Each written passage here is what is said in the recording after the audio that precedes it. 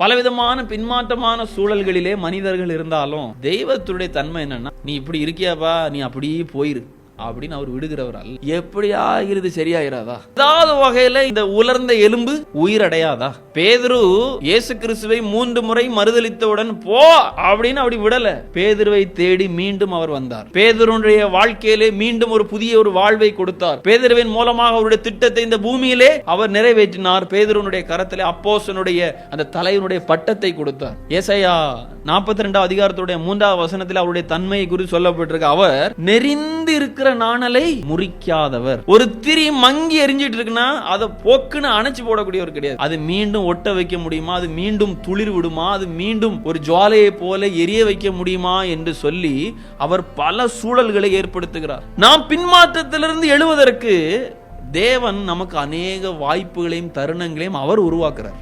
என்ன தெரியுமா செய்யறாரு? அதை நம்ம புரிஞ்சுக்கணும். நம்பர் 1, நம்முடைய ஆயுசு நாட்களை நீட்டுகிறார். இரண்டாவது, நாம் பின்மாற்றத்திலிருந்து மீண்டு எழுவதற்கு தேவன் தரக்கூடிய இரண்டாவது வாய்ப்பு என்னன்னு கேட்டீங்கன்னா, சத்திய வார்த்தையின் சூழலில் வைத்து நம்ம எச்சரிக்கிறார். மூன்றாவது, அவர் சிட்சைகளை அனுமதிக்கிறார்.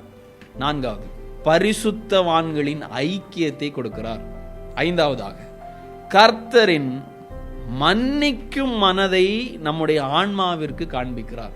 இந்த 5 விஷயத்தை அவர் எதுக்கு தெரியுமா செய்யறாரு? மனம் திரும்புவதற்காக செய்யறாரு. ஒன்னா இன்னும் திருத்த முடியும், ஒன்னா இன்னும் அணைய முடியும். நம்முடைய பக்கத்துல இருந்து ஒன்னே ஒண்ணுதான் நடக்கணும். என்ன தெரியுமா? மனம் திரும்புதல் நடக்கும். சரியான ஒரு மனம் திரும்புதல் நடக்கிற பொழுது தேவனால எல்லாத்தையும் திரும்ப செய்ய முடியும், தலைகளை மாற்ற. அதனால நம்முடைய பாவம் செக்கச்செவேர் என்று இரத்தாம்பரத்தை போல இருந்தாலும் அதை தேவனால பஞ்சை போல உறைந்த மலையை போல திரும்ப செய்ய முடியும், மாற்ற முடியும்.